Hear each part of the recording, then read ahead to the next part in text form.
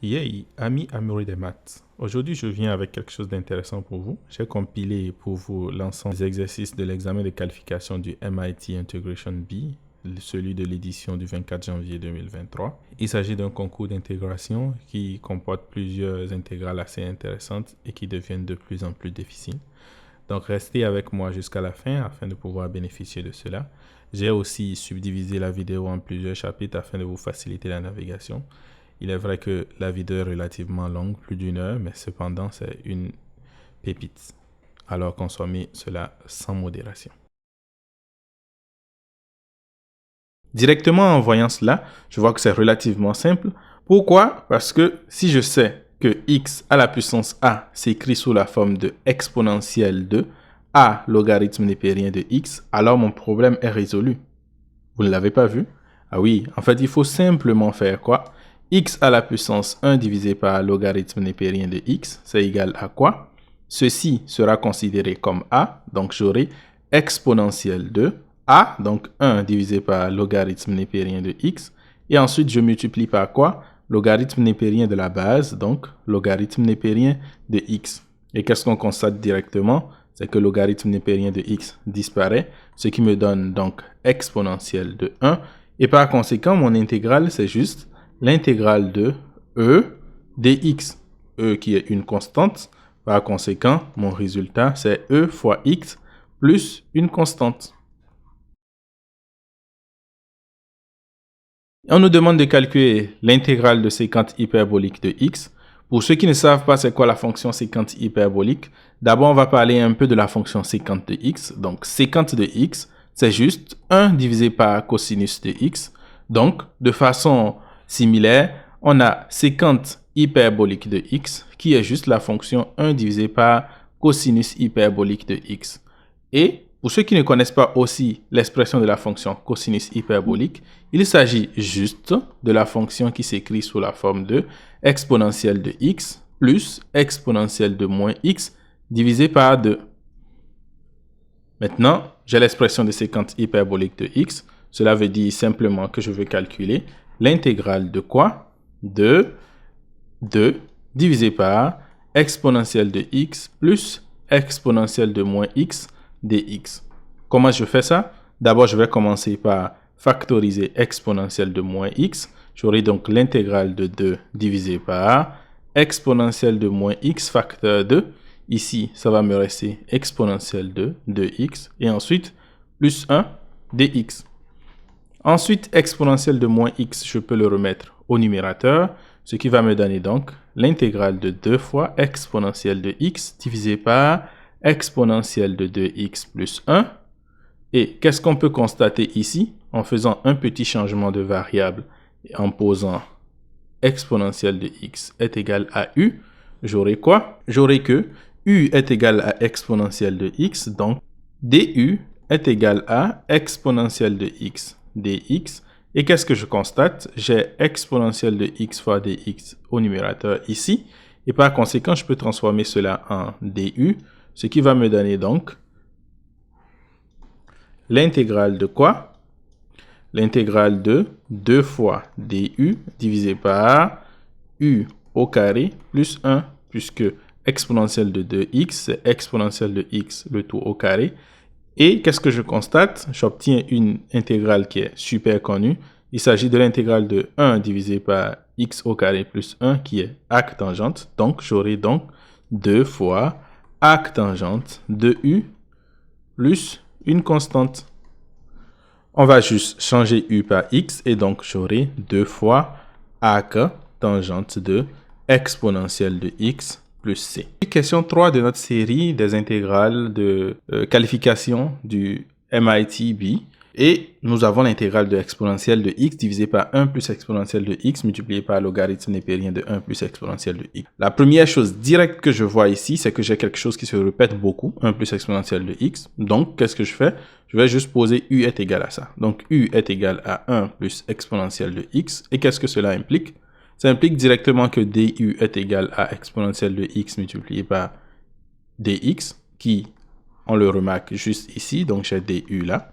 Par conséquent, tout ceci devient quoi? C'est juste l'intégrale de du divisé par u multiplié par logarithme népérien de u, qui est une intégrale assez connue parce que je peux le réécrire comme l'intégrale de 1 sur u multiplié par du divisé par logarithme népérien de u. Je vois que la dérivée de ce qui est au dénominateur se trouve au numérateur, donc j'ai logarithme népérien simplement de ma variable qui est ici.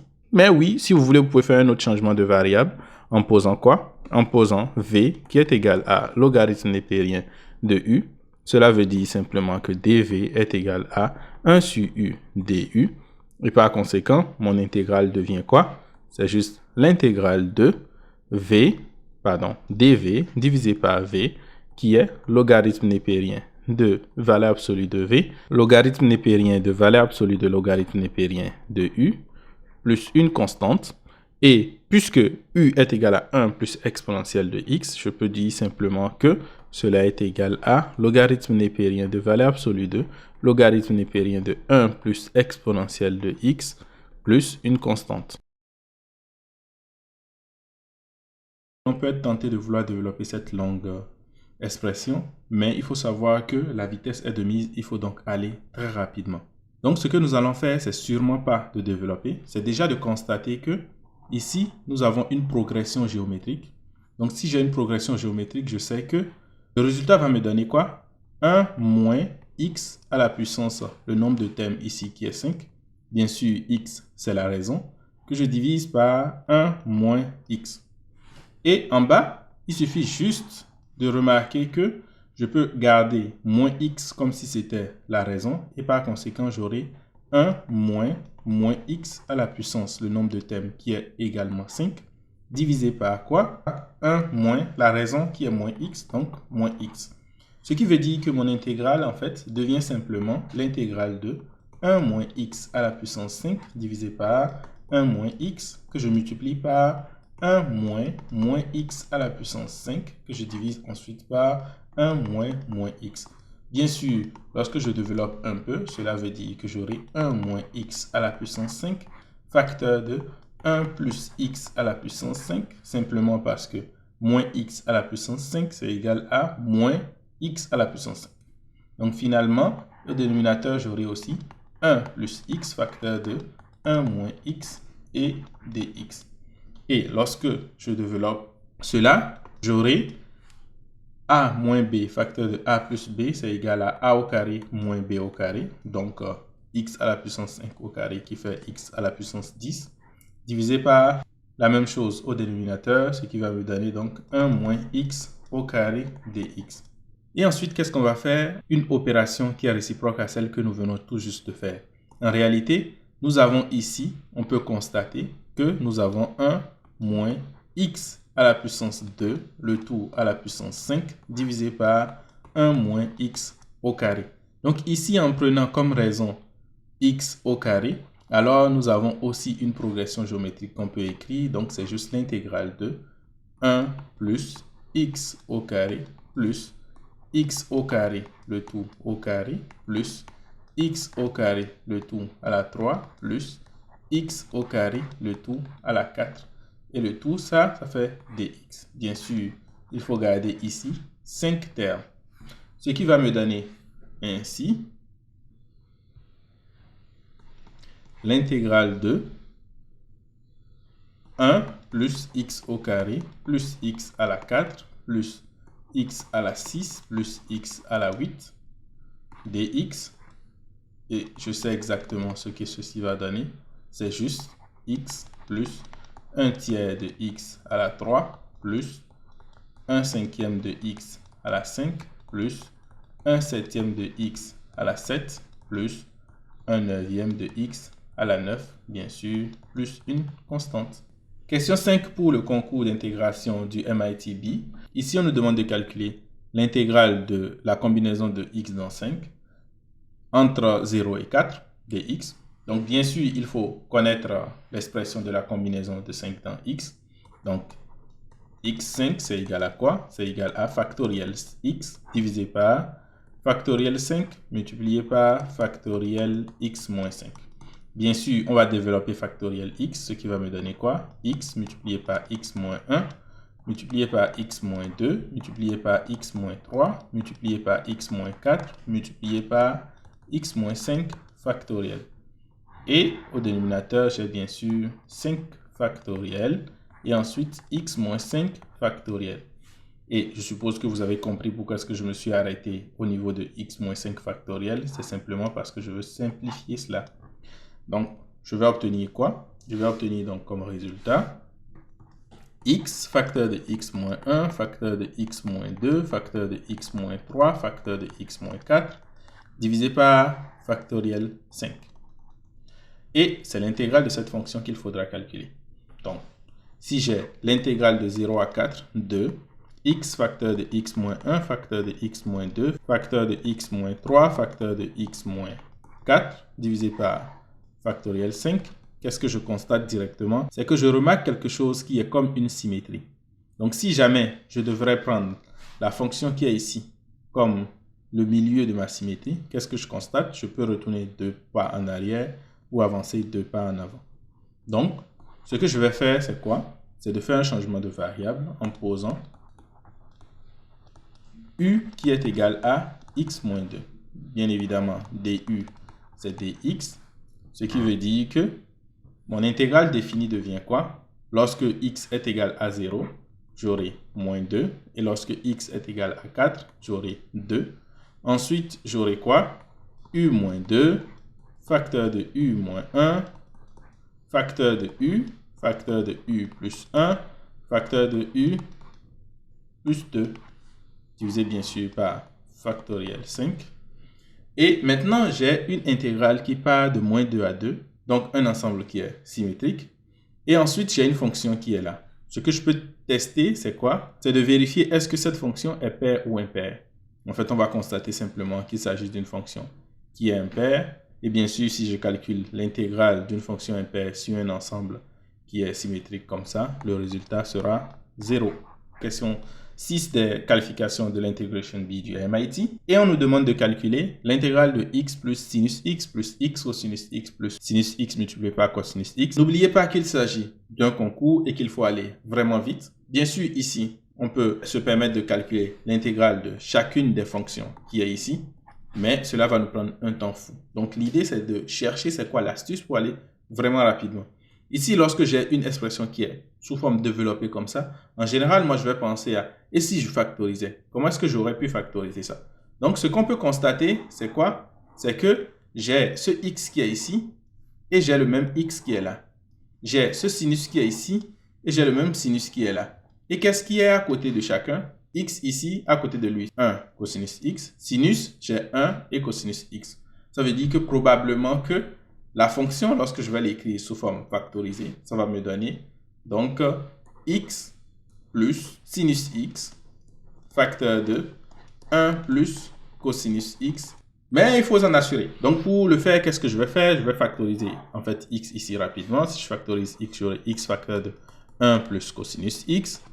Et ensuite, si je factorise sinus x dans ces deux-là aussi, j'aurai plus sinus x facteur de 1 plus cosinus x. Et ensuite, je peux factoriser donc 1 plus cosinus x, ce qui va me donner donc ce qui est là. Ça, c'est super parce que je peux donc réécrire mon intégrale sous la forme de l'intégrale de 1 plus cosinus x facteur de x plus sinus x dx. Et qu'est-ce que vous constatez? On constate simplement que cette fonction ici, c'est sa dérivée qui est là. Donc, j'ai une intégrale qui est sous la forme de f' multiplié par f. Je sais que la primitive sera donc 1/2 de f au carré.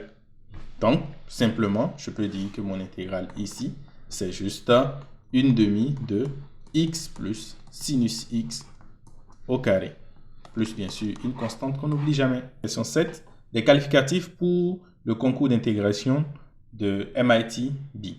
Donc ici, on nous demande de calculer l'intégrale de sinus au carré plus cosinus au carré, plus tangente au carré plus cotangente au carré, plus sécante au carré plus cosécante au carré. Une fois encore, je vais vous le dire, c'est un concours, donc il faut aller vraiment très vite. Il ne s'agit pas du tout de prendre chacune des fonctions une à une ici et intégrer. Vous allez passer tout votre temps à faire cela, mais de chercher à voir c'est quoi les astuces qui sont là afin de pouvoir réduire au maximum votre intégrale ou votre fonction avant de l'intégrer. En parlant de réduction, qu'est-ce qu'on peut constater? On peut constater qu'on a une identité ici. J'ai sinus au carré plus cosinus au carré qui est toujours égal à 1. Ensuite, j'ai une autre identité qui peut se former en utilisant la somme de séquente et de tangente parce que je sais que 1 plus tangente au carré de x est égal à séquente au carré de x. Super. De façon similaire également, il y a une relation qu'il y a entre coséquente et cotangente ici, parce qu'on a aussi 1 plus cotangente au carré de x qui est égal à coséquente au carré de x. Bien sûr, pour les personnes qui ne sont pas habituées avec les fonctions séquente et coséquente, c'est très simple. La fonction séquente de x, c'est 1 divisé par cosinus de x. Et la fonction coséquente de x, c'est 1 divisé par sinus de x. OK, maintenant on va essayer de mettre toutes ces informations que nous avons reçues là dans notre fonction afin de voir qu'est-ce que cela donne. Donc, mon intégrale qui est là peut simplement devenir quoi? Ça peut devenir sinus au carré plus cosinus au carré qui me donne 1 plus tangente au carré, lui c'est égal à séquente au carré moins 1. Donc j'aurai séquente carré de x moins 1. Ensuite, cotangente au carré c'est égal à coséquente au carré moins 1. Donc plus coséquente au carré de x moins 1. Ensuite, j'ajoute séquente au carré de x plus coséquente au carré de x dx. Et qu'est-ce qu'on a ensuite? Je peux mettre tout ça ensemble, ce qui va me donner l'intégrale de moins 1 plus 2 fois séquente carré de x. Ensuite, plus 2 fois coséquente au carré de x. Et tout ceci dx. Ici, c'est facile parce que je peux intégrer chacune des fonctions. L'intégrale de moins 1, c'est moins x. Ensuite, l'intégrale de séquente au carré, c'est simplement tangente, donc 2 tangente de x. L'intégrale de coséquente au carré, c'est moins cotangente, donc moins cotangente, avec un 2 ici, bien sûr, de x plus, bien sûr, une constante. Question 8.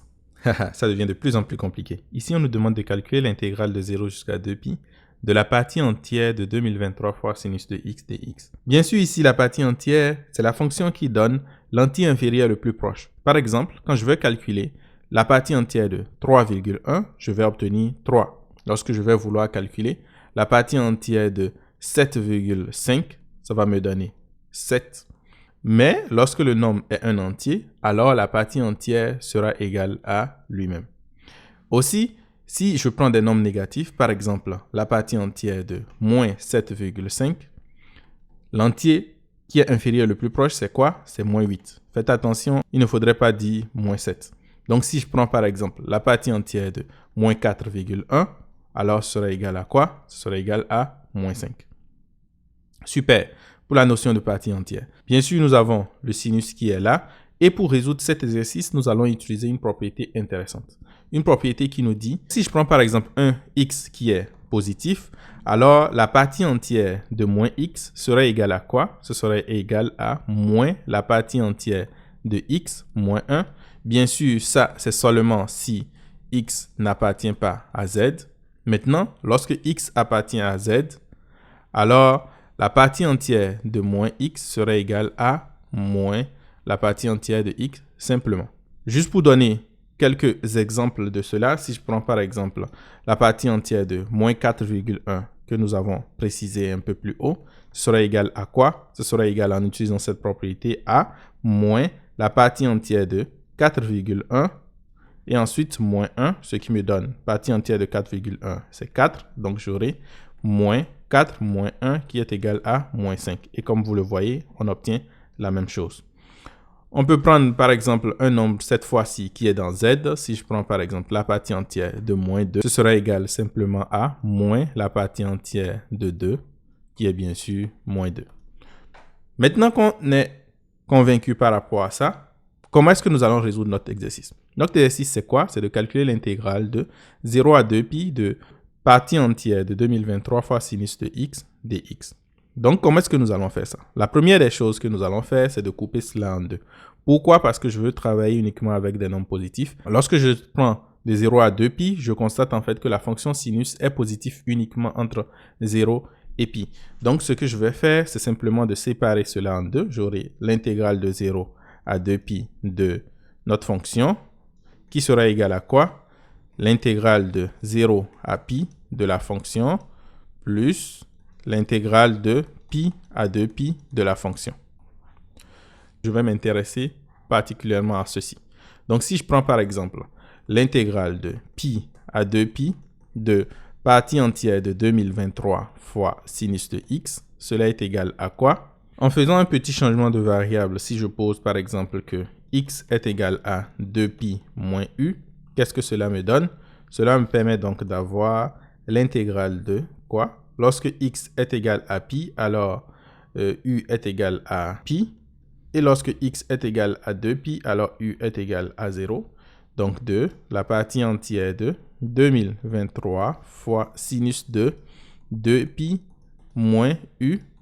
Et ensuite, moins du, puisque du est égal à moins dx. Ensuite, qu'est-ce que j'aurai? Bien sûr, ce moins qui est ici me permettra donc de changer le sens des bornes ici. Ainsi, j'aurai l'intégrale de 0 à pi de quoi? De sinus de 2pi moins u est égal à sinus de moins u, qui est aussi égal à moins sinus de u. Donc, j'aurai ici 2023 fois moins sinus de u du. Je suppose que vous êtes en train de voir où est-ce que je viens, parce que j'ai déjà partie entière de 2023 fois sinus de x ici, et maintenant j'ai partie entière de moins 2023 fois sinus de u ici. Donc, l'idée c'est quoi? Étant donné que je suis entre 0 et pi, je sais que ma fonction sinus est une fonction qui est positive, donc ça veut dire que je peux utiliser la propriété que je viens de présenter un peu plus haut ici. Donc, j'ai partie entière de moins 2023 fois sinus de u. Ceci est donc l'intégrale de 0 à pi de la partie entière de 2023 sinus de u. Bien sûr, je dois mettre un moins ici. Et ensuite, moins 1, tout ceci du.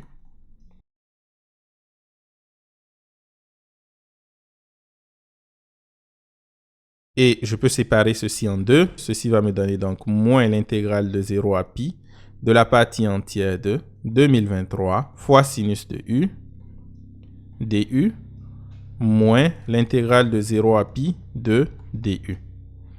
Et je peux calculer ceci directement. Je sais que ça va me donner donc pi. Et ensuite, qu'est-ce que j'ai? J'ai au final que mon intégrale de 0 à 2pi de la partie entière de 2023 fois sinus de x dx est égal à quoi? C'est égal à l'intégrale de 0 à pi de la partie entière de 2023 de sinus u du plus, puisque j'avais utilisé Charles, j'avais séparé en deux, plus la seconde partie qui est ici, qui est donc quoi? Moins l'intégrale de 0 à pi de la partie entière de 2023 fois sinus de u du moins l'intégrale de 0 à pi du. Et ensuite, qu'est-ce que je remarque que ces deux éléments-là vont disparaître, ce qui va me donner donc finalement moins l'intégrale de 0 à pi de du, ce qui donne bien sûr pi, comme je l'ai dit, un peu plus haut. Cet exercice était relativement plus compliqué et bien sûr, nous sommes dans un concours, donc il faudrait le faire vraiment beaucoup plus vite. Il faut faire les différentes remarques et aller rapidement. Bien sûr, dans cet exercice, j'ai juste dit rapidement que 2023 fois sinus de u est positif. En fait, vous pouvez le constater rapidement grâce à la fonction sinus, qu'on sait que c'est positif entre 0 et pi. L'autre chose également que j'ai évité de préciser ici, c'est que ma fonction partie entière de 2023 fois sinus u est une fonction qui est discontinue. Donc, en réalité, pour calculer cette intégrale, je devrais séparer ça en tous les points de discontinuité. Mais, étant donné que le nombre de points de discontinuité est un nombre fini, je pense que ça serait autour de 4047, je pense peut-être, entre 0 et pi. Donc, j'ai la possibilité de faire ce calcul. Question 9. Integration B. Eh bien, on me demande de calculer l'intégrale de 2 ln de x plus 1 fois exponentielle de ln de x au carré. Donc ici directement, moi, je pense directement à faire un changement de variable en posant ln de x. Je ne sais pas si ça va marcher, donc on va aller. U est égal à logarithme népérien de x. Ça veut dire quoi? Ça veut dire que du est égal à 1 sur x dx. Je vais essayer de mettre tout ça ensemble pour voir ce que ça donne. Donc finalement, je sais que mon intégrale là serait égale à l'intégrale de 2u plus 1 fois exponentielle de u au carré. Et ensuite, j'ai quoi? J'ai dx qui est égal à x du. Cependant, je veux changer tout en u. Je ne veux pas garder de x. Donc, x est égal à quoi? C'est égal à exponentielle de u. Donc, ici, c'est égal simplement à l'intégrale de 2u plus 1 exponentielle de u au carré multiplié par exponentielle de u du, que je peux encore réécrire comme l'intégrale de 2u plus 1 fois exponentielle de u au carré plus u du. Et lorsque je dérive u au carré plus u, je constate en fait que j'obtiens ce qui est ici. Donc, je vais faire un changement de variable aussi. Je vais poser t qui est égal à u au carré plus u. Cela veut dire quoi? Cela veut dire simplement que dt est égal à 2u plus 1 du. Et par conséquent, mon intégrale devient l'intégrale de exponentielle de t fois dt. Et bien sûr, ceci, je sais que c'est égal à exponentielle de t plus une constante. Je transforme t par sa valeur, ce qui va me donner exponentielle de u au carré plus u plus une constante. Et ensuite, je transforme u par sa valeur, ce qui va me donner exponentielle de logarithme népérien de x au carré plus logarithme népérien de x. Que je peux simplifier. Je peux simplifier en écrivant cela sous la forme de exponentielle de logarithme népérien de x au carré multiplié par exponentielle de logarithme népérien de x plus k. Et ceci, c'est égal à x. Donc, j'aurai x exponentielle de logarithme népérien de x au carré plus k. Question 10 de l'integration B. Donc, nous voulons calculer l'intégrale de 1 moins x à la 3 plus x moins x au carré à la 3 plus x au carré moins 1 à la 3 moins 3 fois 1 moins x fois x moins x au carré fois x au carré moins 1, le tout dx. Ne cherchons pas à intégrer individuellement chacune des fonctions qui sont sommées ici, mais plutôt à simplifier cette expression afin de pouvoir calculer ça de façon plus rapide. Donc, qu'est-ce qu'on peut remarquer ici? Je remarque par exemple que j'ai les mêmes expressions qui sont là. Et de toutes ces expressions, il y a quelque chose qui revient beaucoup. C'est quoi? C'est 1 moins x. Parce que j'ai 1 moins x ici, je peux factoriser x ici et obtenir 1 moins x. Je peux factoriser 1 moins x ici aussi et obtenir moins x moins 1. Donc finalement, cette intégrale, je peux simplement dire que c'est égal à quoi? C'est égal à l'intégrale de 1 moins x à la 3. Bien sûr, on est à la 3 partout. Donc 1 moins x à la 3. Et ensuite, je vais factoriser. Ici, il va me rester donc 1 plus. Ici, il va me rester donc x que j'ai factorisé, mais à la puissance 3, plus. Ici, il va me rester donc quoi? Je factorise 1 moins x, donc il va me rester moins x moins 1. Donc, j'aurai ici moins x moins 1 à la 3. Et ensuite, je fais la même chose à la suite. Donc, j'aurai 3 fois ici, 1 moins x a été factorisé. Ici, il va me rester, ici, il va me rester x. Et ici, il va me rester donc moins 1 moins x. Et ensuite, j'ai dx. Et qu'est-ce que je peux constater là? Je commence déjà à voir ce qui va se passer. Donc ici, j'aurai l'intégrale de 1 moins x à la puissance 3, facteur de quoi? J'ai ici 1 plus x à la 3 plus, je vais développer ceci. Donc j'aurai plus 3x plus 3x au carré. Et ceci, étant donné que j'ai une puissance 3, je sais que le moins peut sortir. Donc j'aurai moins 1 plus x ici à la puissance 3. Et qu'est-ce que vous constatez? Vous constatez simplement que lorsque je développe l'élément qui est ici, 1 plus x à la 3, j'aurai 1 plus 3x au carré plus 3x plus x à la 3. Donc finalement, tout cet ensemble-là est égal à 0, ce qui revient simplement à calculer l'intégrale de 0 dx. Bien sûr, il y a un dx ici, ce qui va bien sûr me donner 0 plus une constante. Comment est-ce que vous avez vu ça? Ça a été vraiment très rapide. Si jamais j'avais voulu calculer l'intégrale de chacune des fonctions qui est ici, ça me prendra un temps fou. Yay! On vient de dépasser le palier des 10 questions. Maintenant, il nous reste encore 10 questions. On commence par une question forte. Ici, on veut calculer l'intégrale entre moins 2023 et 2023 de la valeur absolue de la valeur absolue de la valeur absolue de x moins 1, et ainsi de suite.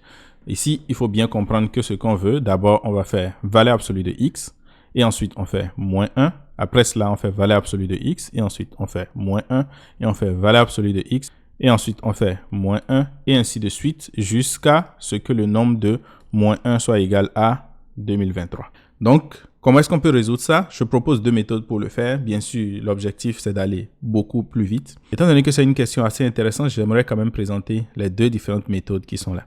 Donc, pour la première méthode, qu'est-ce qu'on va faire? D'abord, on va commencer par remarquer que la fonction qui est là, donc notre fonction que je vais appeler ici, f de x, est une fonction qui est paire.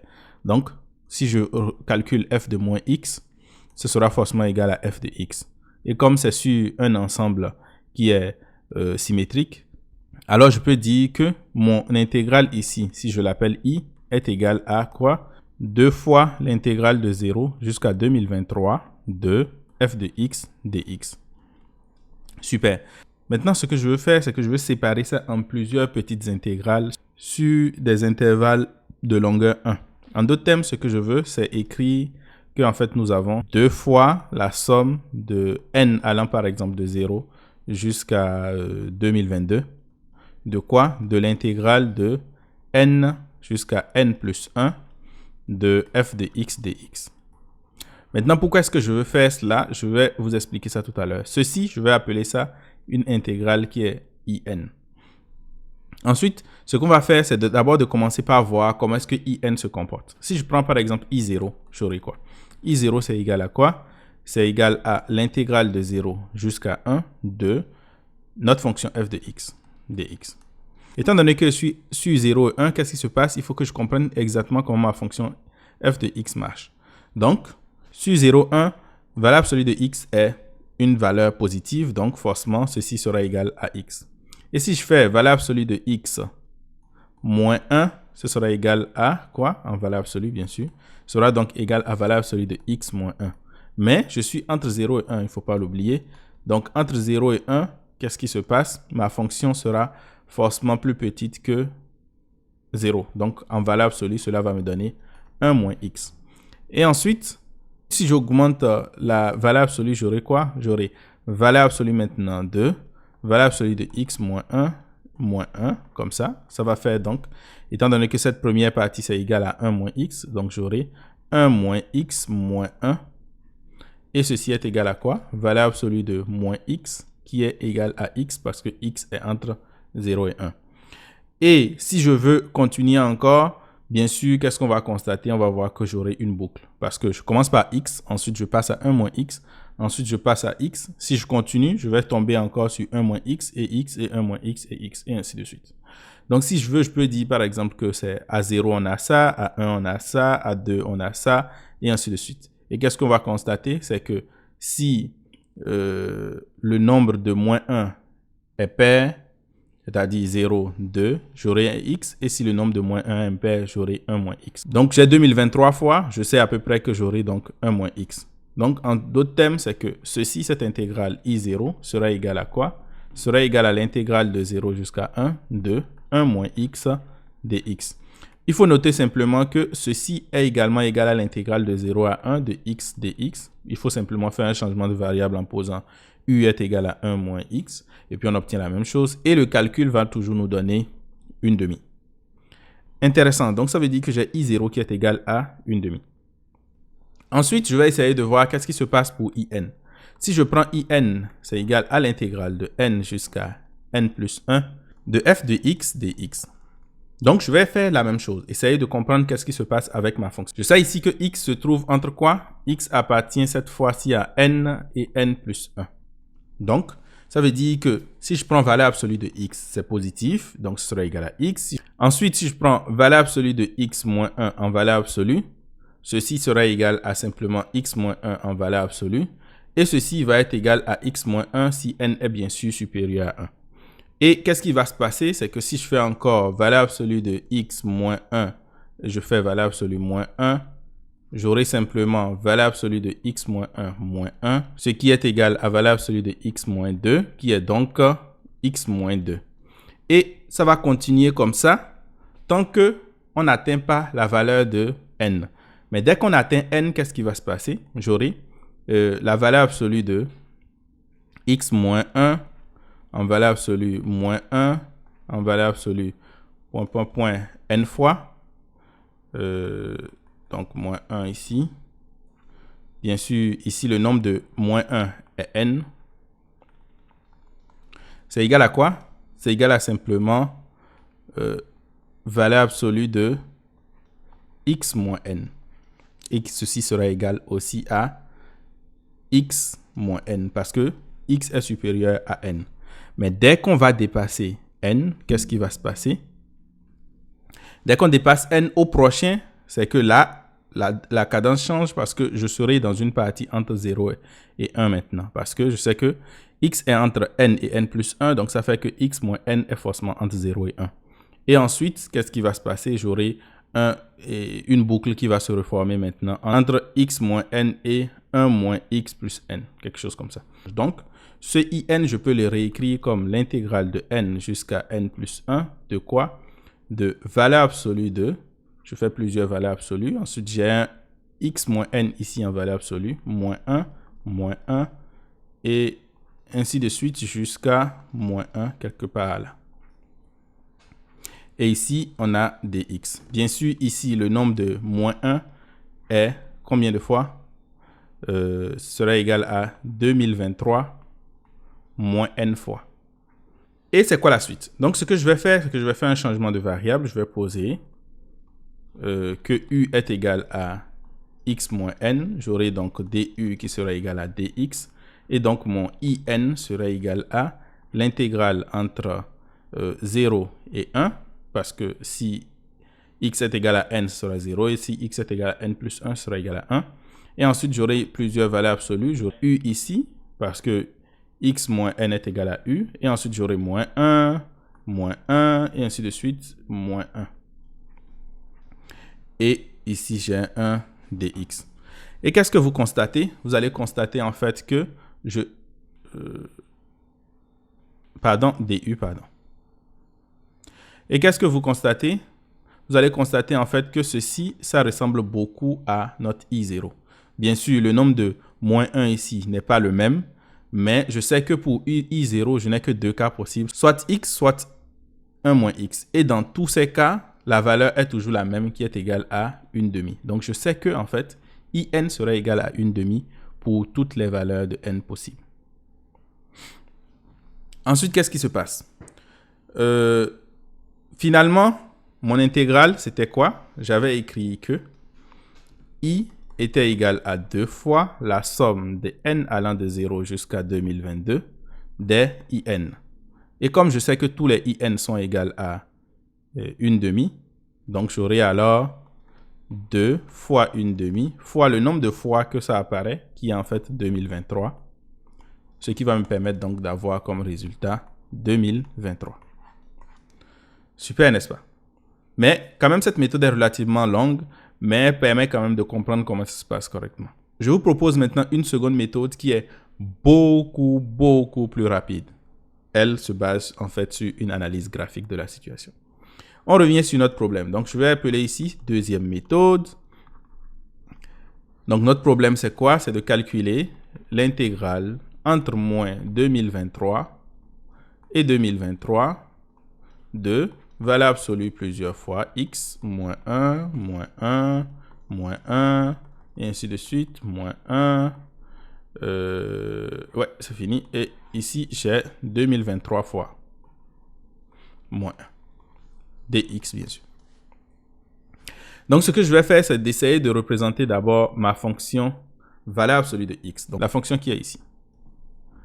Si je fais ça, qu'est-ce qui se passe? Valeur absolue de x sur l'ensemble moins 2023 à 2023. La fonction valeur absolue de x, c'est juste une fonction comme ça en v. Ensuite, ce que je veux faire, c'est de passer, en utilisant cette fonction valeur absolue, à la fonction valeur absolue de x moins 1. Donc, si je fais mon graphique comme ça, et que j'ai moins 2023 ici, et 2023, qu'est-ce qui va se passer?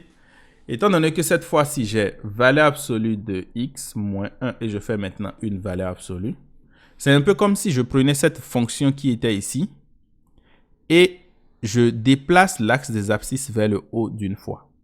Qu'est-ce qui va se passer? Ma fonction va devenir quelque chose qui est comme ça. Donc, j'aurai un moins 1 ici et ma fonction va descendre comme ça et monter comme ça. Bien sûr, j'ai 1 ici et moins 1 là. Et je suis au point moins 1 ici. Ça, c'est si je n'avais pas la valeur absolue qui est ici, qui est dehors. Mais étant donné que j'ai une valeur absolue, qu'est-ce qui va se passer? C'est juste que l'ensemble qui est ici, qui est en bas de l'axe des abscisses, va donc monter, ce qui fait que ma fonction va devenir quelque chose comme ça. En d'autres termes, c'est que la fonction au total va ressembler à quelque chose comme ça. Bien sûr, entre moins 1 et 1. Et ensuite, qu'est-ce qui va se passer? Je veux faire maintenant encore ceci, moins 1 et faire une valeur absolue. Donc, si je fais moins 1, qu'est-ce qui va se passer? Ma fonction va donc descendre encore une fois en bas. Et si ça descend en bas, j'aurai quelque chose sous cette forme. Je descends comme ça. Ici, je suis à moins 2. Ensuite, à ce point-là, je remonte comme ça, qui est moins 1 ici. Je descends comme ça. Et je remonte comme ça. Donc, moins 1, moins 2 ici. Et ensuite, étant donné que ma fonction est une valeur absolue, donc lorsque je vais faire valeur absolue de moins 1 comme ça, je fais un moins 1, j'augmente valeur absolue. Tout ce qui est en bas va monter. Donc, j'aurai quelque chose qui est sous cette forme, comme ça, comme ça, comme ça et comme ça. Et ce qui est en bas va disparaître. À la longue, si je continue de faire cette opération comme ça, qu'est-ce qui va se former? On aura juste des petits triangles comme ça qui vont se former. Un peu comme la dernière fonction, ce sera une fonction qui sera sous la forme de petits triangles comme ça.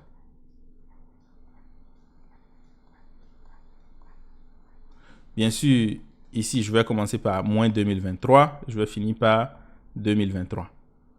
Ce qui fait que le nombre de fois que j'aurai de triangles, c'est combien?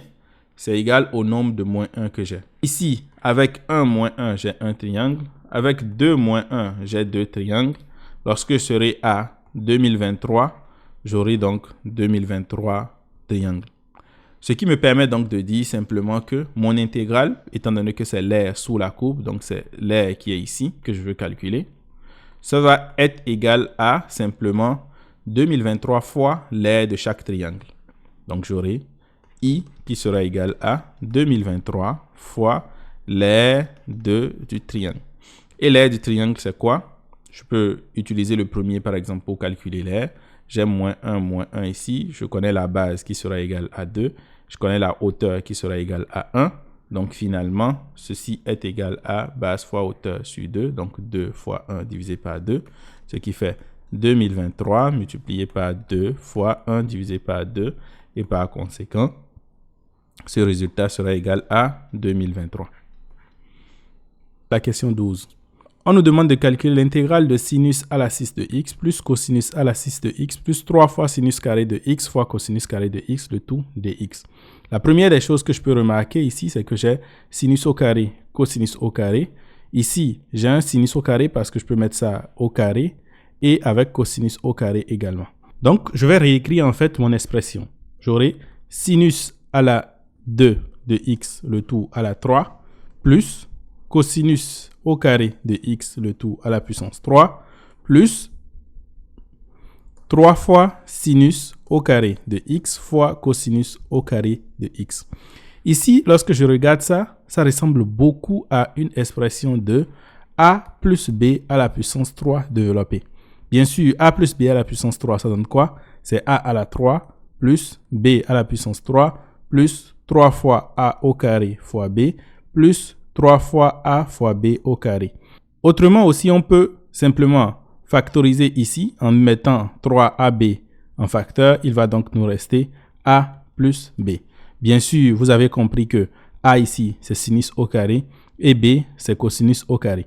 Donc, essayons de voir qu'est-ce qui va se passer. Si je fais cosinus au carré de x plus sinus au carré de x, le tout à la puissance 3, qu'est-ce que cela me donne? Cela me donne bien sûr cosinus au carré de x à la 3 plus sinus au carré de x à la puissance 3 plus 3 fois a fois b, donc cosinus carré de x fois sinus carré de x, facteur de a plus b, donc cosinus carré de x plus sinus au carré de x. Et il y a quand même cette identité qui est super connue, c'est l'identité selon laquelle cosinus au carré de x plus sinus au carré de x est égal à 1. Bien sûr, j'ai la même chose ici aussi. Donc, cela veut dire simplement que j'aurai 1 qui sera égal à quoi? Cosinus à la 6 de x plus sinus à la puissance 6 de x plus 3 fois cosinus au carré de x fois sinus au carré de x. Est-ce que vous avez vu? C'est ceci qui est notre intégrande. Donc, finalement, on me demande simplement de calculer si mon intégrale, je l'avais appelé i ici, c'est juste de calculer i qui est l'intégrale de 1 dx qui va nous donner donc x plus une constante. Question 13. Aujourd'hui, on nous demande de calculer l'intégrale de x plus e plus 1 multiplié par x à la puissance e multiplié par e à la puissance x. Ici, qu'est-ce que je peux faire? Je commence déjà à me dire, et si je développais, qu'est-ce que j'allais me donner? J'aurai probablement un certain x à la puissance e plus 1 multiplié par e à la puissance x, plus ensuite j'aurai un e plus 1 multiplié par x à la puissance e multiplié par e à la puissance x. Et qu'est-ce que cela me donne? Ça a l'air bizarre un peu, mais si je remarque bien, j'ai l'impression que si jamais je pose ceci qui est u et que ceci est v, j'ai u' qui est ici. Intéressant, n'est-ce pas? Et j'ai v' ici. Donc, je peux même changer. Je peux mettre v' ici et mettre v ici. Est-ce que ça vous fait penser à quelque chose? U fois v' multiplié par u' fois v. Ça me fait penser à l'intégration par partie. Donc, ce que je vais faire, c'est d'essayer de voir est-ce qu'il y a un moyen de pouvoir obtenir cette intégration par partie. Posons par exemple u qui est égal à x à la puissance e plus 1. Qu'est-ce que j'aurai? J'aurai u' qui sera égal à e plus 1 fois x à la puissance e. Ensuite, je vais poser v' qui sera égal à e à la puissance x. Et donc, j'aurai que v sera égal à e à la puissance x. Donc, à partir de là, ce que je peux dire, c'est que l'intégrale de x à la puissance e plus 1 fois e à la puissance x dx est égal à quoi? Bien sûr, c'est u fois v', son intégrale. C'est égal à u fois v, donc j'aurai x à la puissance e plus 1 fois e à la puissance x, moins l'intégrale du produit de ce qui a été formé, donc j'aurai e plus 1 fois x à la puissance e fois e à la puissance x dx. Est-ce que vous voyez quelque chose d'intéressant? En fait, si ceci revient ici, ça serait intéressant. J'aurais pu écrire intégrale de x à la puissance e plus 1 fois e à la puissance x dx plus l'intégrale de e plus 1 fois x à la puissance e fois e à la puissance x dx, et ceci est égal bien sûr à x à la puissance e plus 1 fois e à la puissance x plus k. Ah, en fait ce qui est ici, c'est exactement ce que nous cherchions, puisque c'est l'intégrale de x plus e plus 1, le tout multiplié par x à la puissance e multiplié par e à la puissance x dx. En fait, le développement qui est là, c'est le même que nous avons obtenu plus tôt ici. Donc, finalement, ceci est juste égal à x à la puissance e plus 1 fois e à la puissance x plus une constante. Question 14. Je pense que cette question, c'est la question que 95% des personnes n'ont pas réussi. Parce que cette question, si tu n'utilises pas des techniques, ça va te prendre un temps fou. Ça pourrait prendre même 20 minutes simplement pour résoudre cette équation. Si tu n'utilises aucune technique, bien sûr. Dans cette vidéo, je vous montre deux différentes manières de pouvoir résoudre ça vraiment très rapidement. D'abord, pourquoi est-ce que je dis que ça va prendre beaucoup de temps? Parce que si je n'utilise aucune technique, c'est que premièrement, je vais dire que ici, je peux réécrire ça sous la forme de moins 1 plus 2 divisé par 2 moins x au carré. Ensuite, la personne va penser à factoriser ce qui est au dénominateur ici, c'est-à-dire il aura moins 1 plus 2 divisé par racine carrée de 2 moins x facteur de racine carrée de 2 plus x. Il va utiliser la technique des fractions partielles, c'est-à-dire diviser ça en 2. On aura donc moins 1 plus un certain a divisé par racine carrée de 2 moins x plus un certain b divisé par racine carrée de 2 plus x. Et il va résoudre ça de cette manière. Donc, cette première partie sera résolue comme ça. Bien sûr, ici, il faut trouver les valeurs de a et b. Et ensuite, il faut encore faire l'intégrale. Bien sûr, les ln vont apparaître et ainsi de suite. Ensuite, pour la seconde partie, c'est-à-dire cette partie qui est ici, j'aurai à calculer donc l'intégrale de racine carrée de 2x divisé par x plus 1. Donc, une méthode pour résoudre cela serait peut-être de poser que x est égal à tangente au carré de θ, parce que j'ai x au carré plus 1 qui va devenir sécante ou bien 1 sur cosinus carré. Et ainsi de suite, on pourra résoudre ça, la racine carrée va disparaître. En tout cas, ce serait très long, mais finalement, on va pouvoir obtenir cela. Mais comme je vous dis, c'est une méthode qui est très longue, qui demande beaucoup de concentration pour ne pas se tromper et tout. Mais je vous propose ici deux méthodes pour aller plus vite. On va commencer par la première méthode. Donc, méthode 1. Avant de montrer cette méthode, j'aimerais quand même poser que f de x est égal à x au carré divisé par 2 moins x au carré et que g de x est égal à racine carrée de 2x divisé par x plus 1. Qu'est-ce qu'on va constater? On va constater en fait que si jamais je veux calculer f de g de x, cela va me donner quoi? J'aurai au numérateur donc 2x divisé par x plus 1. Heureusement, on a le carré qui va faire partie de la racine carrée. Et au dénominateur, j'aurai 2 moins 2x divisé par x plus 1. Ce qui va donc me donner, après simplification, 2x divisé par x plus 1 multiplié par, ici j'aurai x plus 1 divisé par 2. Donc, quand je simplifie, j'obtiens donc comme résultat x. Intéressant ça, n'est-ce pas? Et ensuite, lorsque je calcule g de f de x, qu'est-ce que cela va me donner? J'ai toujours la racine carrée qui est là, mais c'est pas grave, elle est juste dehors. Donc, je vais remplacer x par f de x. Donc, j'aurai 2 fois x au carré divisé par 2 moins x au carré divisé par x au carré divisé par 2 moins x au carré plus 1.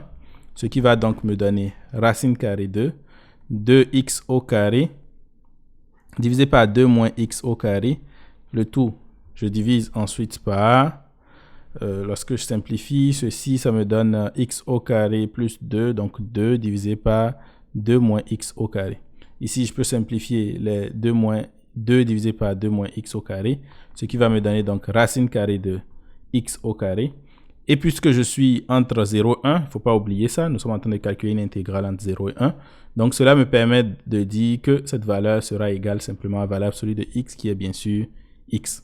Donc, finalement, je viens de montrer que f de g de x est égal à x et g de f de x est égal à x. Ça veut dire quoi? Ça veut dire simplement que f et g sont réciproques. Donc, ça veut dire que f est égal à g moins 1 ou g est égal à f moins 1. Intéressant. Donc, finalement, ce que je veux calculer, c'est quoi? L'intégrale de f de x plus f moins 1 de x dx. C'est ce qu'on nous demande de calculer. Donc, pour faire ça, je vais commencer par faire une petite remarque. Si je veux calculer, par exemple, l'intégrale de f moins 1 de y dy, et que je décide de faire un changement de variable. Donc, on va poser, par exemple, que y est égal à f de x. Qu'est-ce que cela veut dire? Cela veut dire simplement que dy est égal à f' de x dx. Et lorsque je vais remplacer tout ceci ici, je vais dire que mon intégrale là est égale à l'intégrale de f moins 1 de f de x multiplié par dy qui donne donc f' de x dx. Et puisque f-1 de f de x est égal à x, c'est comme si j'avais l'intégrale de x fois f' de x dx. Et comment est-ce que je peux résoudre cela? Je vais faire en fait une intégration par partie. Donc, je vais dériver x et intégrer f' de x. Donc, je pose u qui est x. J'aurai u' qui va donner donc 1. J'aurai v' qui est f' de x. Et v qui est égal à f de x. Donc, ça veut dire que mon intégrale qui est là est égale à quoi? C'est égal à u fois v, donc x fois f de x, moins l'intégrale de ce que j'ai créé, donc f de x dx.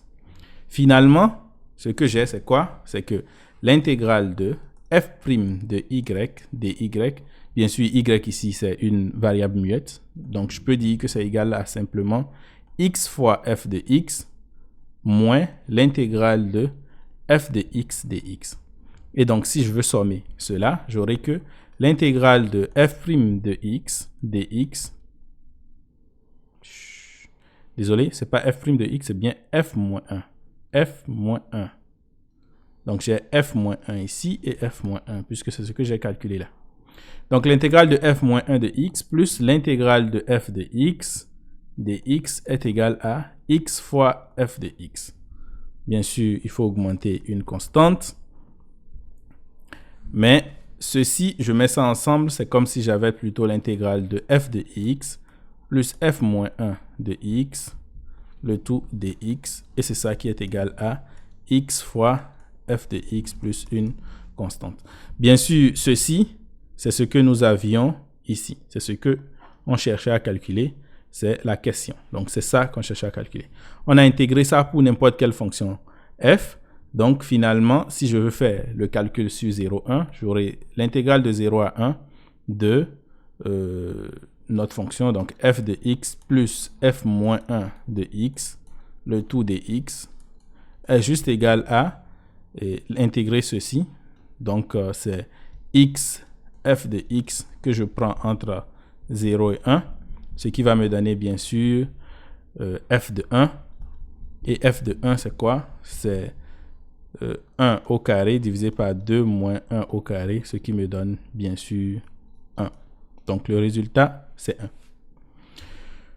Pour la deuxième méthode, qu'est-ce qu'on va faire? Donc, méthode 2. Bien sûr, cette deuxième méthode se base aussi sur le fait que les fonctions f et g, en fait, sont réciproques. Donc, on peut aller rapidement avec ça aussi. Donc, en fait, ce qu'on va faire, c'est qu'on va essayer de représenter les différentes fonctions qui sont là. Je ne vais pas aller dans le détail de l'étude des fonctions, mais en gros, c'est que j'aurai f de x qui va me donner quelque chose comme ça et g de x qui va me donner quelque chose comme ça. Et bien sûr, l'autre chose que je vais remarquer, c'est que g de 1 est égal à 1 et f de 1 est égal à 1, g de 0 est égal à 0 et f de 0 aussi est égal à 0. Donc, ce qui me permet de dire exactement où est-ce que les deux fonctions vont se couper. Et bien sûr, étant donné que les fonctions sont réciproques, je sais que j'ai la première bisectrice qui sera ici. Excusez, je dessine vraiment très mal. Mais c'est pas grave. En fait, c'est juste de comprendre l'idée. Ce qui va se passer, c'est quoi? Si je fais un carré de côté 1,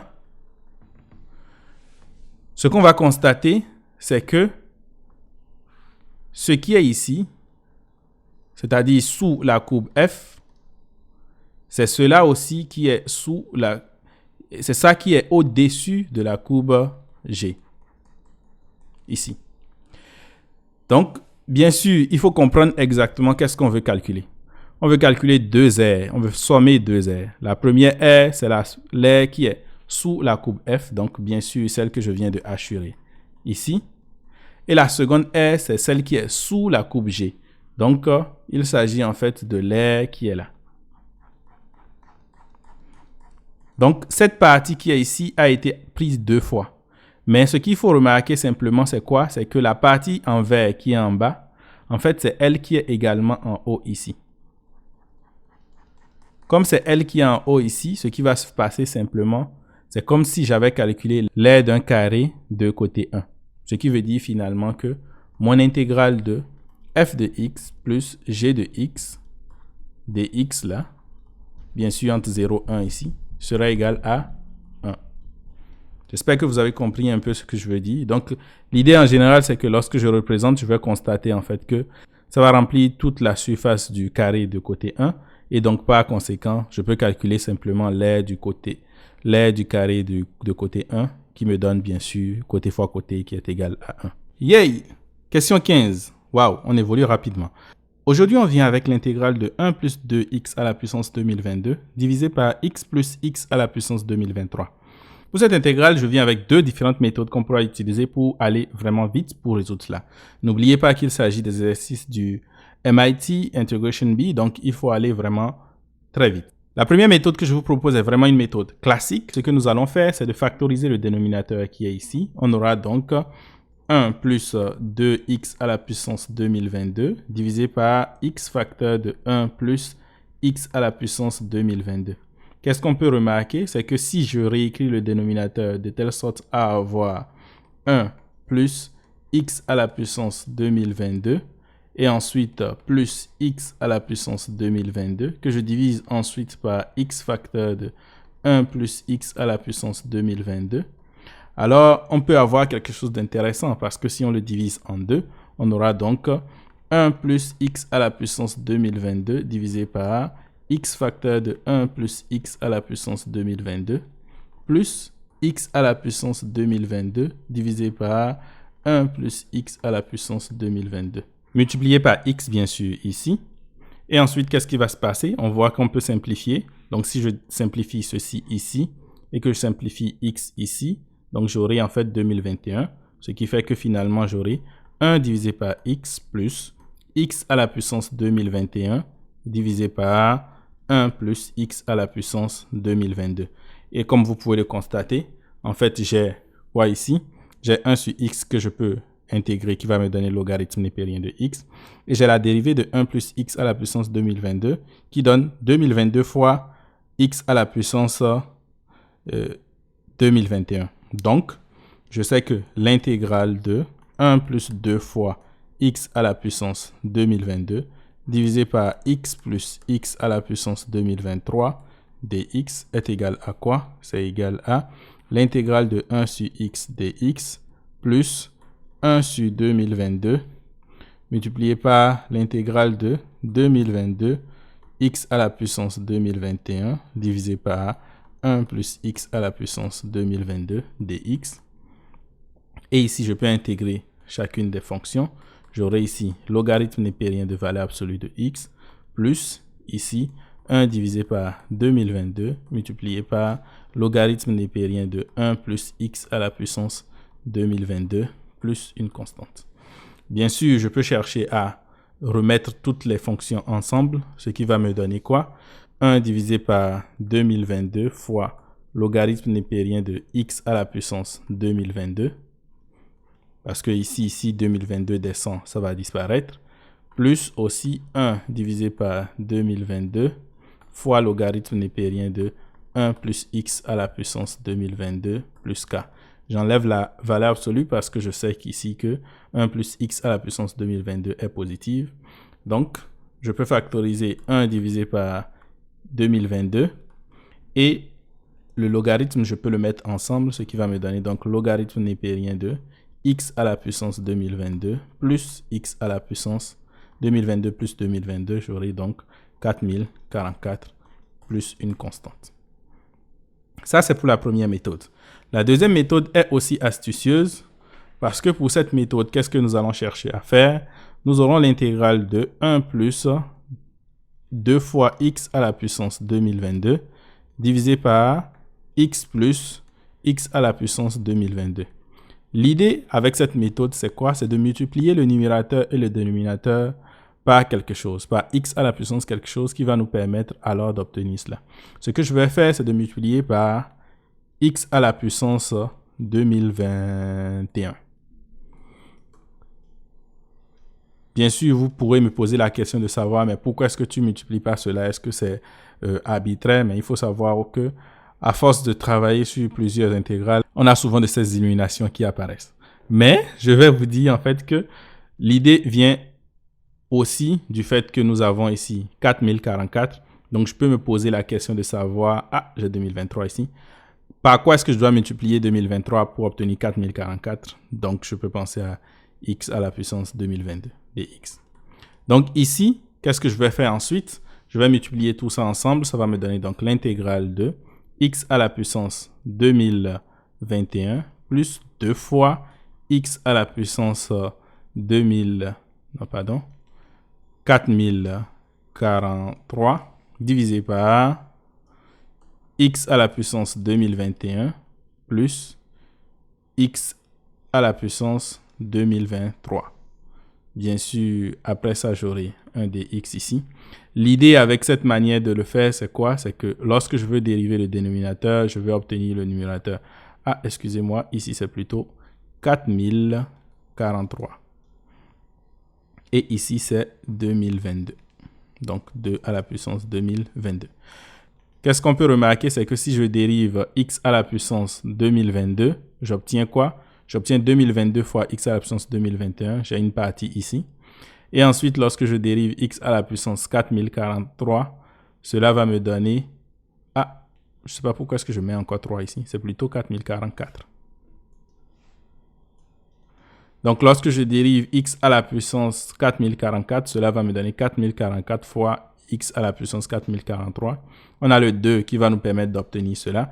Donc, en fait, je divise par 2022 et ensuite, j'aurai l'intégrale de 2022 fois x à la puissance 2021 plus 4044 fois x à la puissance 4043 divisé par x à la puissance 2022 plus x à la puissance 4044 dx. Et bien sûr, on voit que le numérateur est la dérivée du dénominateur, ce qui me permet donc de conclure que mon résultat, c'est 1 divisé par 2022 fois logarithme népérien de x à la puissance 2022 plus x à la puissance 4044, bien sûr, plus une constante. Question 16 de l'intégration B. Et on nous demande de calculer l'intégrale de 3 sinus de 20x fois cosinus de 23x plus 20 sinus de 43x dx. Ici, il faut chercher à aller très vite pour calculer l'intégrale. Sinon, on peut en fait résoudre chacune des parties.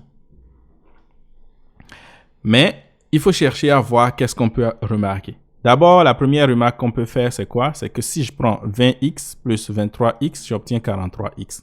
Donc, je me dis, peut-être que si je développe ce qui est ici, je peux obtenir quelque chose d'intéressant. Donc, on va essayer avec ça.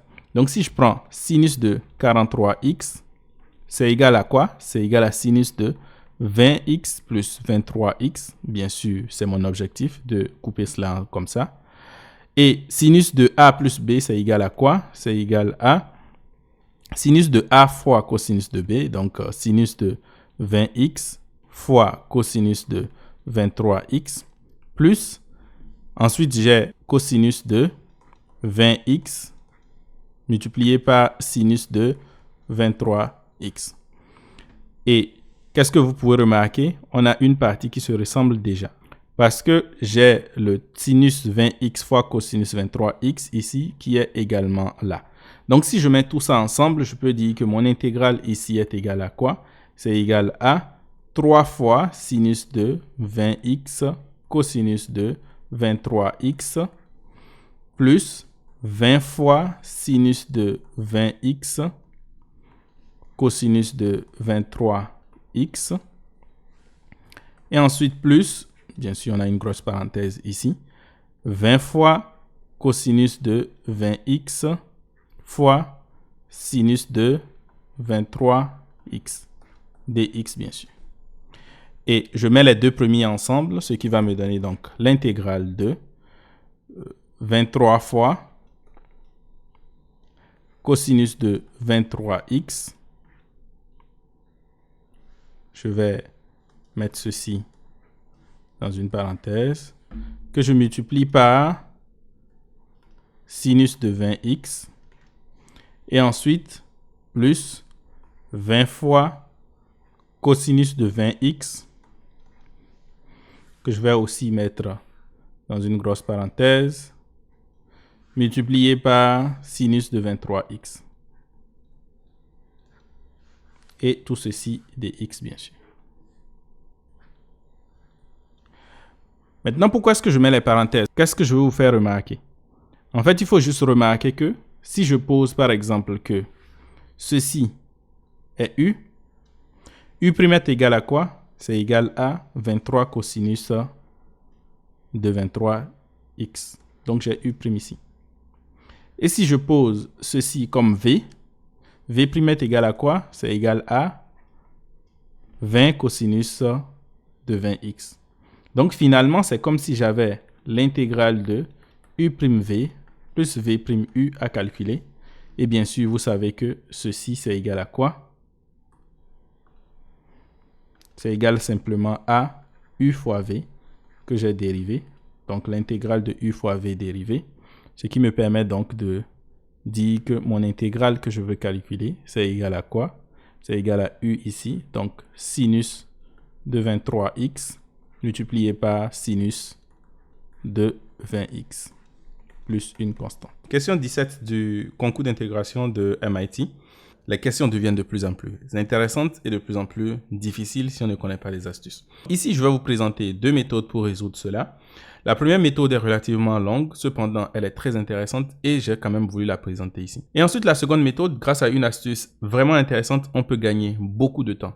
Donc, restez avec moi jusqu'à la fin afin de pouvoir profiter de ces deux méthodes. La première méthode, en fait, ce qu'elle va chercher à faire, c'est d'abord de calculer ce produit. En fait, de prendre en fait comme une suite ici et montrer que cette suite converge et trouver la valeur de cette série. En d'autres termes, c'est comme si on veut calculer juste la somme de k allant de 0 jusqu'à n de 1 divisé par 1 plus x à la puissance de k, bien sûr, et on va faire une limite lorsque n tend vers plus l'infini.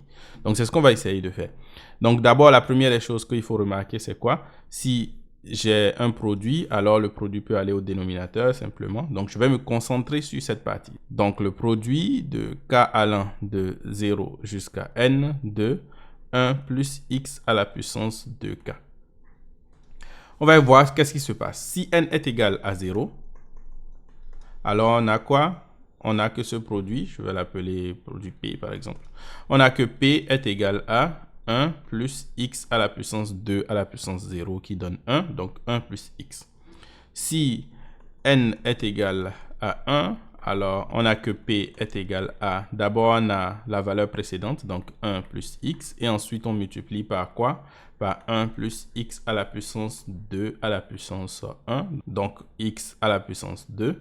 Et lorsque je vais développer ceci, je vais obtenir quoi? Je vais obtenir 1 plus x plus x au carré plus x à la 3. Ensuite, lorsque je vais prendre n qui est égal à 2, j'aurai donc p qui serait égal à la valeur précédente, donc 1 plus x au carré plus x à la 3, que je multiplie ensuite par 1 plus x à la puissance quoi? 2 à la puissance 2 qui fait 4. Donc, j'ai x à la puissance 4 ici. Et lorsque je vais développer, qu'est-ce que cela va me donner? J'aurai donc 1 plus x au carré plus x à la 3. D'abord, les premiers éléments qui sont ici. Ensuite, j'ai quoi?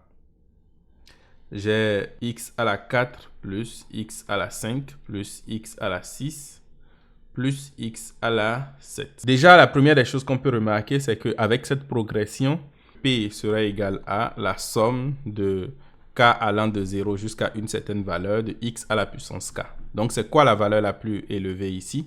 Ce sera en fait 2 à la puissance n moins 1. Donc, on peut essayer de tester pour voir. Hein, lorsque n est égal à 0, on voit bien que ça va donner 1. Lorsque n sera égal à 1, ça va donner 3. Lorsque n sera égal à 2, ça va donner bien sûr 7 et ainsi de suite. Bien sûr, on peut essayer de montrer ça en utilisant par exemple la méthode de récurrence. Mais je ne vais pas le faire ici parce que je suppose que pendant le concours de MIT, on n'a pas le temps de démontrer cela et ça peut être long. Mais je vous assure que le résultat sera ça. Vous pouvez essayer de le tester chez vous. Ensuite, si j'ai cette valeur, alors ça veut dire que je peux calculer directement mon intégrale.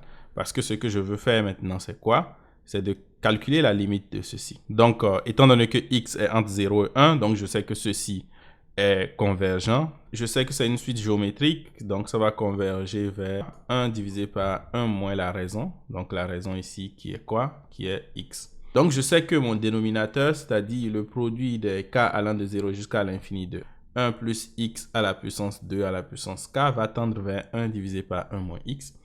Ainsi, ça veut dire simplement que ce que je cherchais à calculer, c'est-à-dire l'intégrale de 0 jusqu'à 1 du produit des k allant de 0 jusqu'à l'infini de 1 divisé par 1 plus x à la puissance 2 à la puissance k, c'est simplement, bien sûr des x ici, c'est simplement égal à quoi? L'intégrale de 0 jusqu'à 1 de 1 divisé par 1 divisé par 1 moins x dx.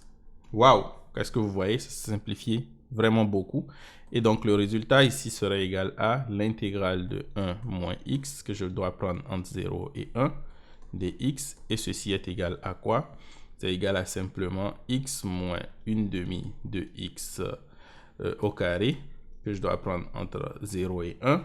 Et par conséquent, j'aurai donc 1 moins 1/2 qui est égal à 1/2. Super comme résultat. Alors, pour la seconde méthode, on va aller beaucoup plus vite en faisant juste une petite remarque. Donc, aussi, on va se concentrer sur le dénominateur, donc essayer de calculer cela. Donc, il faudra calculer le produit des k allant de 0 jusqu'à l'infini de 1 plus x à la puissance 2 à la puissance k. Ici, je vais juste me concentrer sur cette partie. Donc, si j'ai 1 plus x à la puissance 2 à la puissance k, ceci est égal à quoi? En fait, je veux juste remarquer que je peux l'écrire sous la forme de a au carré moins b au carré divisé par a plus b. En d'autres termes, ce que je veux faire, c'est que je vais réécrire sous la forme de 1 moins x à la puissance 2 à la puissance k plus 1 divisé par 1 moins x à la puissance 2 à la puissance k. Bien sûr, ici, qu'est-ce que vous allez remarquer? C'est que je peux simplement me dire que x à la puissance 2 à la puissance k, ceci, c'est juste un u par exemple. Donc, tout ce que j'ai écrit, c'est juste que 1 plus u est égal à 1 moins u au carré divisé par 1 moins u. Bien sûr, ça, on peut le faire. Donc, il n'y a pas de problème à faire quelque chose comme ça. Et ensuite, qu'est-ce que cela va nous permettre d'avoir? En réalité, lorsque je vais essayer de faire le produit, je vais remarquer que j'ai une somme de produits télescopiques.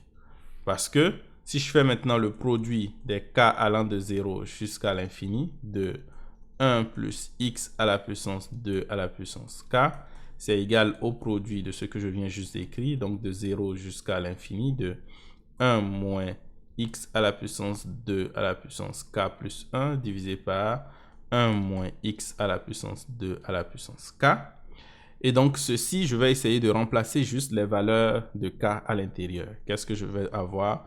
Pour k égale à 0, j'aurai donc 1 moins x à la puissance 2 divisé par 1 moins x à la puissance 1.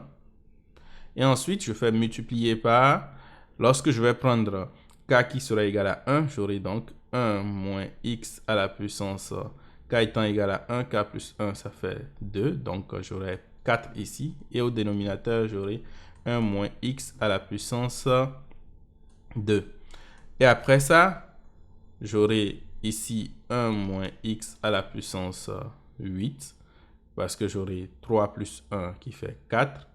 Et donc 2 à la puissance 4. Ah non, c'est 16 plutôt.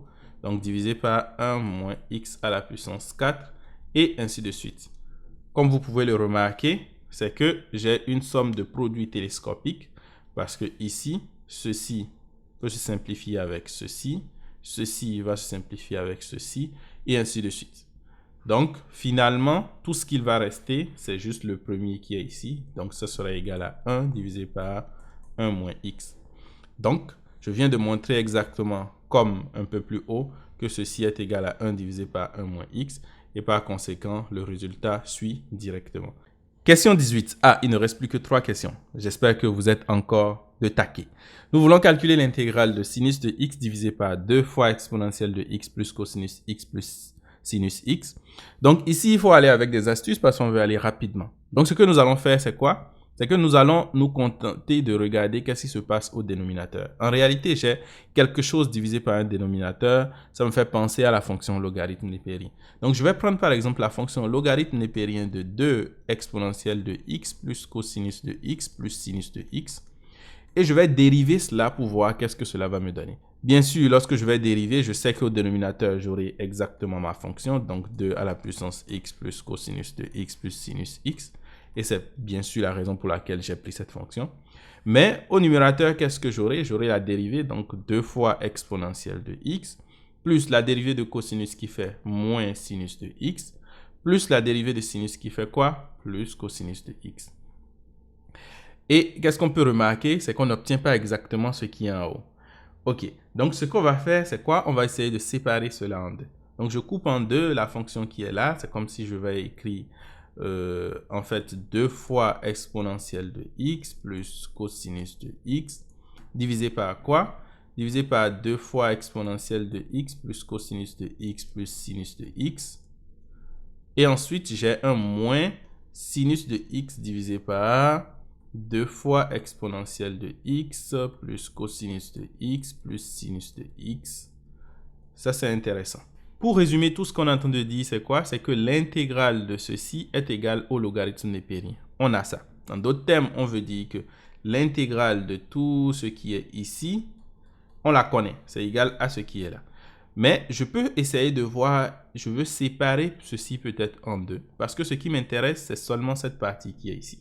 Donc, je vais dire quoi? Je vais dire simplement que l'intégrale de 2 fois exponentielle de x plus cosinus de x divisé par 2 fois exponentielle de x plus cosinus de x plus sinus de x dx moins l'intégrale de sinus de x divisé par 2 fois exponentielle de x plus cosinus de x plus sinus de x dx est égal à quoi? C'est égal au logarithme népérien de 2 fois exponentielle de x plus cosinus de x plus sinus de x plus une constante. Donc ici, on n'arrive toujours pas à obtenir exactement ce que nous voulons parce que ce que nous voulons, c'est ce qui est ici. Cependant, ce n'est pas ça qu'on a totalement. Donc ce que je vais faire, c'est quoi? C'est d'ajouter des deux côtés de mon égalité cette fonction-là 2 fois. Donc, si j'ajoute des deux côtés de mon égalité cette fonction 2 fois, j'aurai quoi? J'aurai donc l'intégrale de 2 fois exponentielle de x plus cosinus de x divisé par 2 fois exponentielle de x plus cosinus de x plus sinus de x dx. D'abord, j'ai cette première partie qui est écrite là. Ensuite, je vais ajouter cette intégrale 2 fois. La première fois, qu'est-ce qui va se passer? C'est que l'intégrale va disparaître de ce côté.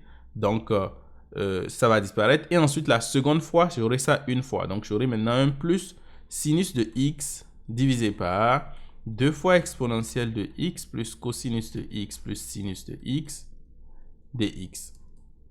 Et ceci sera égal à quoi? C'est égal à logarithme népérien de 2 exponentielle de x plus cosinus de x plus sinus de x plus une constante.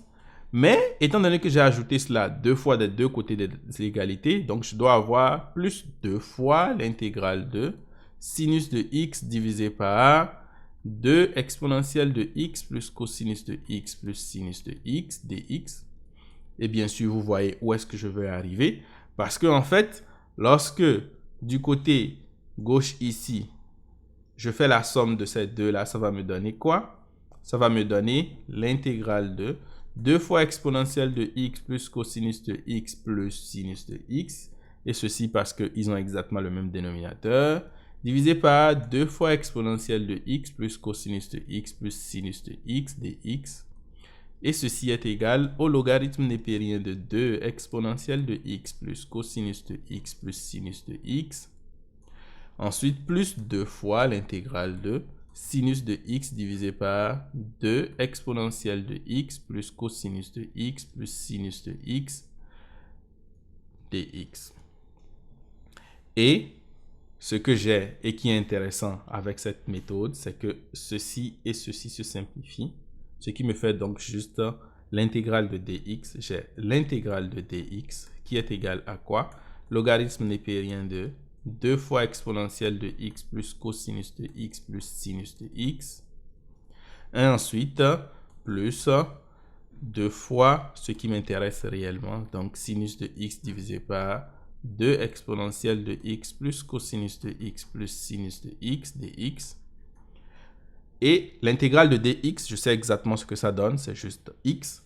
Et par conséquent, ceci, je peux l'obtenir. Je vais dire donc que mon intégrale, donc l'intégrale de sinus de x divisé par 2 fois exponentielle de x plus cosinus de x plus sinus de x dx est égale à ceci. Donc d'abord, je vais faire une demi à cause de ce 2 qui est là. Et j'aurai x moins logarithme népérien de 2 exponentielle de x plus cosinus de x plus sinus de x plus une constante. Question 19. Avant-dernière question. Waouh, on vient de loin. Maintenant, on veut calculer l'intégrale de logarithme népérien de x divisé par pi divisé par logarithme népérien de x à la puissance logarithme népérien de e fois pi. D'abord, on va commencer par faire des modifications classiques qui sont utilisées avec la fonction logarithme ici. Bien sûr, on se base sur le fait, par exemple, que logarithme népérien de a divisé par b, c'est égal au logarithme népérien de x moins le logarithme népérien de b. Bien sûr, c'est a ici, désolé. Et ensuite que le logarithme népérien de a fois b, par exemple, est égal au logarithme népérien de a plus le logarithme népérien de b. Donc, c'est ce qu'on va essayer d'utiliser ici. Donc, ici, la valeur qui est à l'intérieur de l'intégrale, donc mon intégrande, c'est égal à quoi? C'est égal à logarithme népérien de x divisé par pi divisé par logarithme népérien de x à la puissance logarithme népérien de e fois pi. Donc, ceci, je peux dire, en utilisant la propriété que je viens de montrer tout à l'heure, que le numérateur sera égal à logarithme népérien de x moins le logarithme népérien de pi. Et au dénominateur, j'ai logarithme népérien de x. L'exposant, c'est quoi? C'est logarithme népérien de e plus logarithme népérien de pi. Autre chose aussi qu'on sait très bien, c'est que le logarithme népérien de e est égal à 1. Donc, ceci, on peut dire juste que c'est égal à logarithme népérien de x moins logarithme népérien de pi divisé par logarithme népérien de x à la puissance 1 plus logarithme népérien de pi. Lorsque j'arrive sur un résultat comme ça, cela me fait penser à quelque chose de super intéressant. En réalité, lorsque j'essaie par exemple de dériver 1 sur x à la puissance n, en général, lorsque je finis de dériver, je me retrouve avec quelque chose sous la forme de x à la puissance n plus 1. Bien sûr, il y a le signe qui peut changer et tout, mais la raison pour laquelle je le dis, c'est que je me retrouve avec un n plus 1 ici, après certaines simplifications. Donc ici, lorsque je vois ln de pi plus 1 là, cela me fait penser peut-être à utiliser la fonction 1 divisé par ln de x à la puissance ln de pi pour voir qu'est-ce qui se passe. Donc, on va essayer de voir ça. Donc, si je prends par exemple 1 divisé par logarithme népérien de x à la puissance ln de pi, malheureusement, d'après ce que je remarque, c'est que si jamais je dérive cela, j'aurai juste 1 moins 1 au numérateur et au dénominateur, j'aurai bien sûr ce que je voulais. Donc, ln de pi plus 1. Cependant, cela ne va pas me permettre de résoudre cela parce que j'ai encore un ln de x moins ln de pi qui est là. Donc, ce que je vais faire, c'est juste peut-être ajouter quelque chose à cette fonction. Pourquoi pas utiliser peut-être un x ici. Donc, si je prends x, qu'est-ce qui va se passer? Essayons de dériver pour voir ce qui se passe. Bien sûr, ici, je dérive. Donc, je vais dériver le numérateur. Ça va me donner dérivée de x qui est 1 multiplié par le dénominateur. Donc, j'ai le logarithme népérien de x à la puissance ln de pi. Et ensuite, j'ai moins x fois la dérivée du dénominateur qui donne donc logarithme népérien de pi multiplié par quoi? Multiplié par logarithme népérien de x à la puissance ln de pi moins 1. Et bien sûr, il ne faut pas oublier la dérivée de ln de x, donc multiplié par 1 sur x. Et ensuite, on va diviser par quoi? On va diviser par le dénominateur au carré. Donc, logarithme népérien de ln de x logarithme népérien de x à la puissance ln de pi, le tout au carré. Et qu'est-ce qu'on peut remarquer? On va voir d'abord que ce x va partir avec le dénominateur qui est là. Ensuite, je peux factoriser logarithme népérien de x à la puissance ln de pi moins 1, ce qui va me donner donc logarithme népérien de x à la puissance ln de pi moins 1 facteur de, il va rester ici, logarithme népérien de x et après moins logarithme népérien de pi. Et au dénominateur, j'ai bien sûr logarithme népérien de x à la puissance logarithme népérien de pi moins 1 multiplié par logarithme népérien de x à la puissance logarithme népérien de pi plus 1. Et bien sûr, je peux simplifier ceci, ce qui va me permettre donc juste d'avoir exactement le résultat que je voulais, c'est-à-dire ln de x moins ln de pi divisé par ln de x à la puissance ln de pi plus 1, qui est exactement ce que j'avais en haut. Donc finalement, je peux juste dire que mon intégrale de ln de x divisé par pi divisé par ln de x à la puissance ln de e fois pi dx est égal à x divisé par ln de x à la puissance ln de pi plus une constante. Yay! Dernière question. Youpi! Nous sommes arrivés à la fin. Waouh, c'était pas facile. Aujourd'hui, on nous demande de calculer l'intégrale entre moins 3 demi et moins 1 demi de x à la puissance 5 plus 5x à la puissance 4 plus 10x à la puissance 3 plus 8x au carré plus x dx. Bien sûr, je n'ai pas d'astuce particulière ici qui va me permettre d'aller rapidement, mais j'ai quand même quelques petites méthodes de calcul qui nous permettent de réduire le nombre de calculs à faire ici. Parce qu'il faut remarquer que cette question est une question qui est vraiment calculatoire. Donc d'abord, le moins 3 demi et le 1 demi qui sont là, ça va demander que si jamais je devais intégrer, ce qui est facile en fait, d'intégrer chacun des éléments ici. Mais si jamais je devrais le faire, j'aurai beaucoup de calculs avec 1 divisé par 2, 1 divisé par 2 à faire, c'est énorme. Donc on va essayer quand même de réduire des choses. Ce qu'on peut remarquer d'abord en premier, c'est quoi? C'est que ceci ressemble beaucoup au début du développement en fait d'un polynôme de degré 5. Donc si j'avais par exemple x plus 1 à la puissance 5, je vais bien évidemment le développer en disant que ça va faire quoi? Ça va me donner donc x à la 5 plus 5x à la 4 plus 10x à la 3 plus 10x au carré plus 5x plus 1. Bien sûr, ceci est facilement remarquable parce que si tu connais le triangle de Pascal, alors tu connais forcément comment il faut résoudre cela. Maintenant, qu'est-ce que ceci me permet de faire? Ça me permet donc de réécrire que ce début-là peut être écrit comme ceci moins ceci.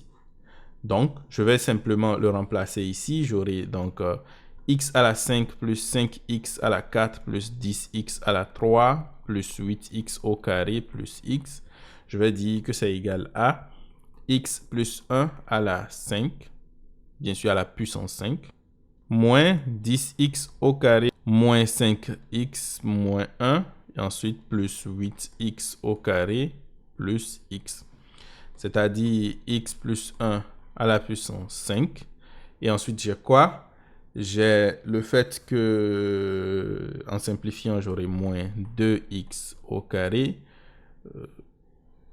moins 4x et moins 1. Et qu'est-ce qu'on peut remarquer encore ici? On peut remarquer aussi que ceci ressemble beaucoup au début du développement de x plus 1 à la puissance 2 aussi lorsque je factorise moins 2.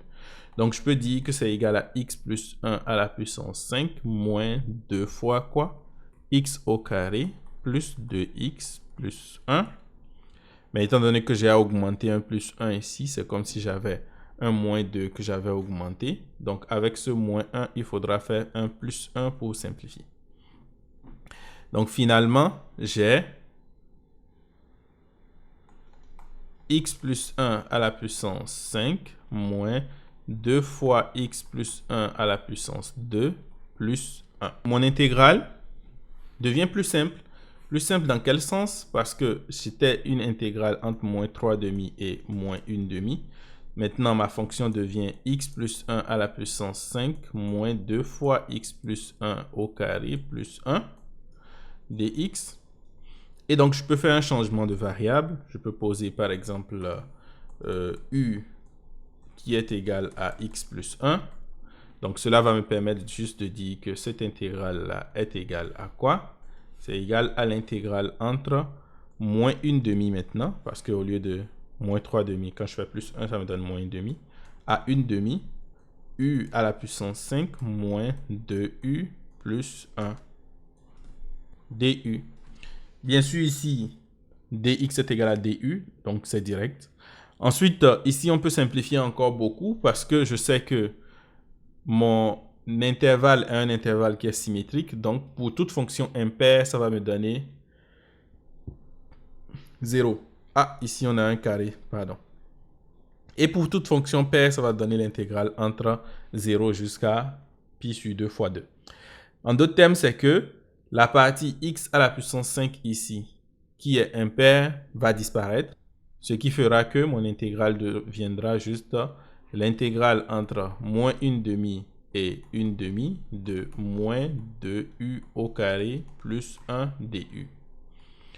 Et ensuite, étant donné que cette partie est une fonction qui est paire, donc je peux réécrire cela comme 2 fois l'intégrale entre 0 et 1/2 de moins 2u au carré plus 1 du.